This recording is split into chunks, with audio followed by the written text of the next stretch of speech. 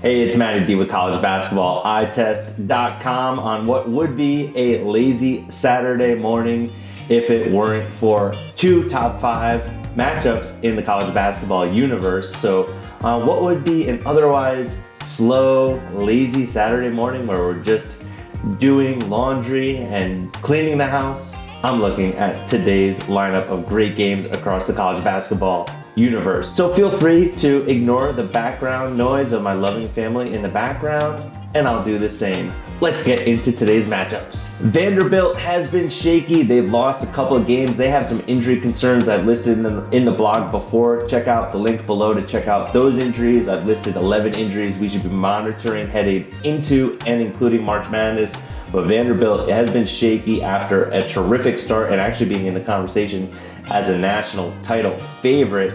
Now they're somewhere in the 15 overall seed across the country, and they are actually giving Tennessee 3.5, which I do not understand. Tennessee is better on paper, and Tennessee is better according to the eye test. So that line is the most suspect spread for me of the day.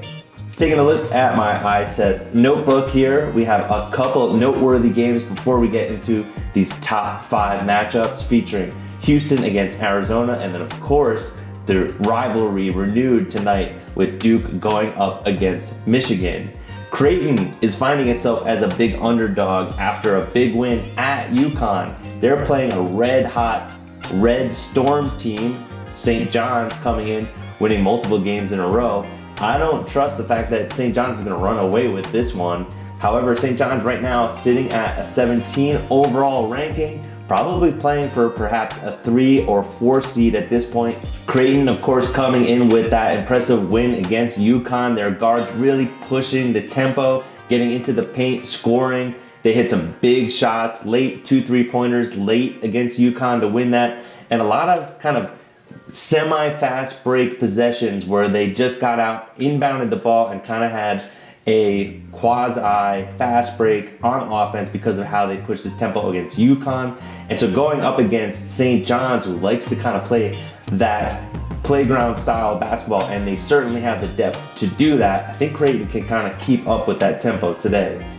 The Gators right now playing at Ole Miss. This should be a rocking chair win for the Gators. We'll see if Ole Miss has any spirit left in this season to kind of do a final push at a potential playoff seeding and March Madness appearance. I don't think it's looking good for Ole Miss right now. The Gators coming in with probably the best front court in the entire country. I know a lot of people have questions about Florida's guards, but they have the best trio down low. Kansas is coming home after playing its last 5 of 8 games on the road, including a brutal stretch that includes BYU, Texas Tech, Arizona, and ISU. And so coming home to Allen Fieldhouse today as an 8 seed with a team that has been playing really well, regardless of the availability of their top lottery pick in this upcoming draft. KU's been playing great. Flory Badunga has been playing out of his mind. The guards have been stepping up. They got a lot of depth at the guard position.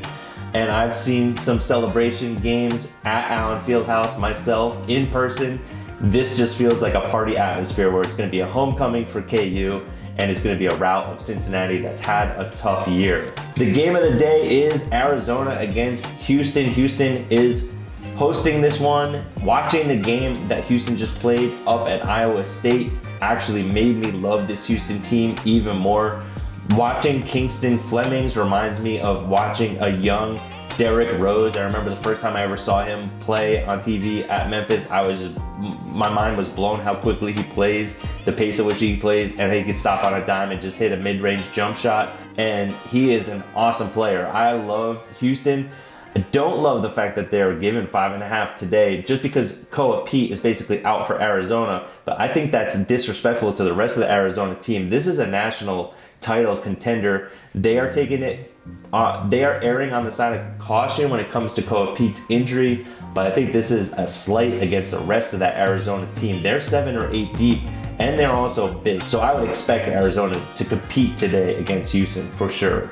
And then last but not least, it's going to be Michigan and Duke's rivalry renewed. Flashbacks of Chris Webber and Christian Laettner in the Fab Five and the Duke championships of the early 90s. But I think any chance to get Duke at plus 2.5 is a slam dunk. The Big Ten is notorious for beating up on itself, having 20 games in conference where each team plays each other 2 times. This is going to be a rare occasion where Michigan kind of gets out from that environment, gets to play a non-conference game, and I'm all about this. I love the fact that these types of games are actually being scheduled in late February. It's great for the game, it's great for us college basketball fans, and I'm interested to see how Michigan does in this setting, but I do not like them as a favorite in this matchup against Duke. So those are the games that I'm watching today. Thanks for watching this video. This is Matty D with collegebasketballeyetest.com. Follow me on Twitter, YouTube, and I look forward to seeing what you think about today's games and March Madness in general.